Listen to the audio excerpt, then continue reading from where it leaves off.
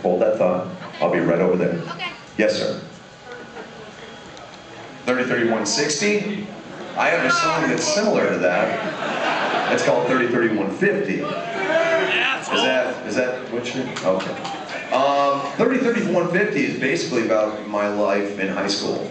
And I'm gonna reveal a big fucking secret right now. 30-31-50 stands for, this is so ridiculous, 30-inch waist, 30 length, 150 pounds. That's what I was in high school. And that's why I said 30-31-50 remembers, 30-31-50 hates. Because all the shit that I ate in fucking high school came out in that fucking song. So, and that's why it's called that. There you go. You man. Oh, for Christ's sakes. Thank you. This card doesn't sing, does it? It doesn't? Okay, good. I got one that had a cat in it and you pulled its chin and it's like... I was like, what the fuck is this thing? Yes? As far as music's concerned, what's your biggest guilty pleasure? Oh, as far as music's concerned, what is my biggest guilty pleasure? I'm gonna be honest with you, I don't have one. You know why? Because I love every fucking drop of music that I listen to, and I don't take any fucking shit for it. You know the music that you guys have been listening to this whole time? That's my iPod. So, fuck you. There's nothing on this planet that says you cannot like Slayer and ABBA. There's nothing on this fucking planet that says you can't like the Bee Gees and Black Sabbath. And if anyone tells you that you can't, they're a fucking asshole. You tell them to go fuck themselves. You understand me? Because here is the biggest fucking truth I have ever learned. Your heart knows better than your head does what you like and what you don't like. So listen to your fucking heart. Does that make sense? How are we doing? Open the card. I'm looking for... She's not here. Okay. Let's see. You in the spotlight. No pressure, dude.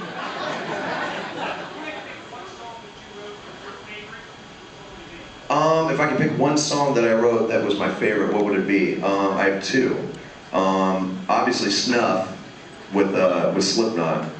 Just for the fact that that was like the first one that I had ever, like full song, that I ever brought into Slipknot. And the fact that they really liked it and made it what it was, I'm very proud of that. So Snuff with Slipknot. And with Stone Sour, probably Through Glass, because... And just for the fact that, you know, that song has become really, it means different things to other people. The amount of definitions that I've heard about that song that people have told me, it blows my fucking mind. So I'm very proud of the fact that it appealed to so many different people for so many different reasons. So I'm really proud of that.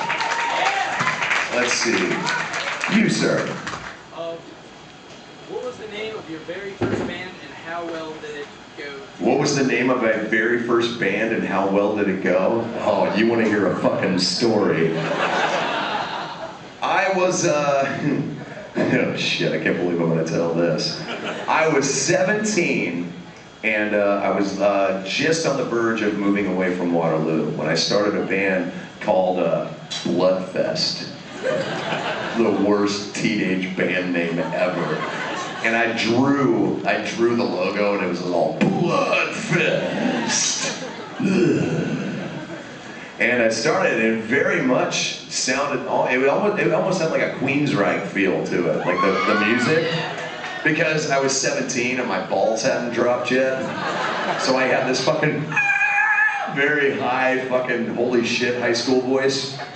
So I could hit like all these weird fucking notes. And we started it. And it didn't go well. Let's just fucking put it that way. We did more hanging out, talking about, oh, it's gonna be fucking great. We're gonna fucking play the club, we're gonna play the bowling alley.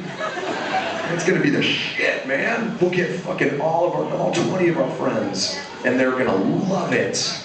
And then we did a practice for some of our friends, and with each song, 3 fucking friends left the house. And I'm like, oh, get it, this shit is genius. This Bloodfest is genius.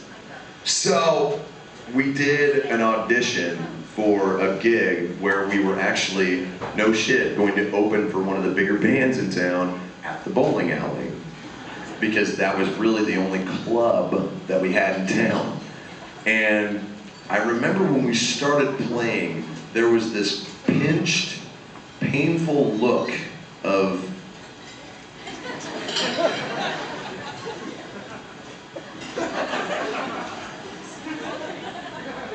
and we're going through this song and they kind of stop us right before the end of that first song and they're like,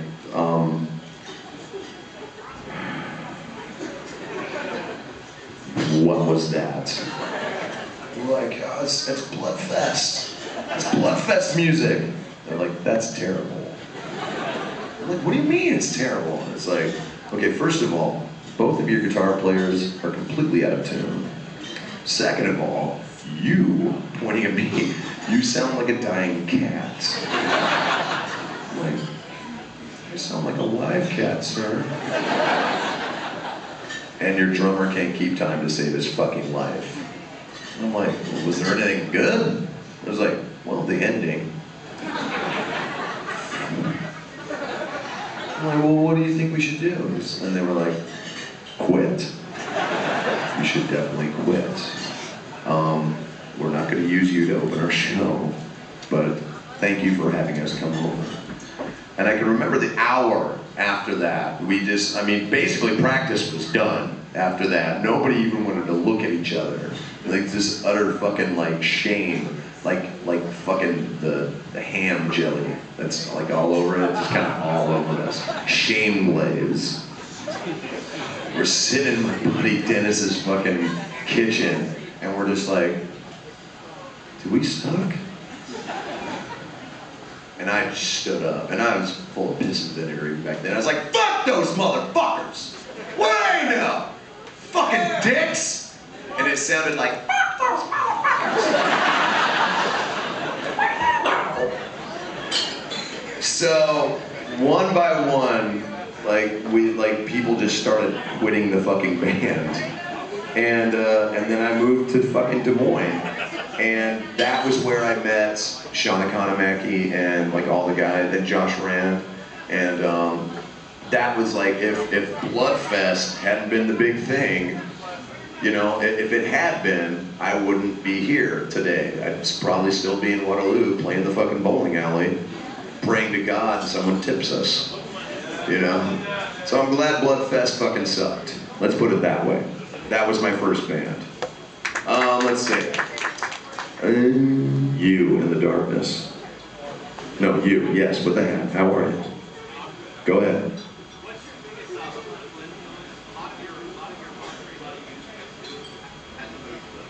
A little bit, yeah. What's my biggest political influence? Oh, the Occupy? I think Occupy has the right idea. Let's put it that way. I think someone needs to start calling people on their bullshit. You know, I think that's one of the biggest failures that we've had in the last 8 years, is that no one has called bullshit on the upper 1% and made them culpable. I think slapping white-collar criminals on the wrist sets no standard. There is absolutely no fucking culpability for these people anymore. And I think if we start tying them behind cars and dragging them through fucking streets, people won't be so fucking quick to rip us off anymore, if that makes any fucking sense. So I dig what they're doing, but I think they need to nail it down a little more. I think too many people are joining that movement because it is fairly chaotic. I think too many people are joining that movement who don't truly believe in the justice of what they're trying to fucking shoot for. And I think if they were able to nail down exactly what they're trying to accomplish, will be better off. So I wish them good luck.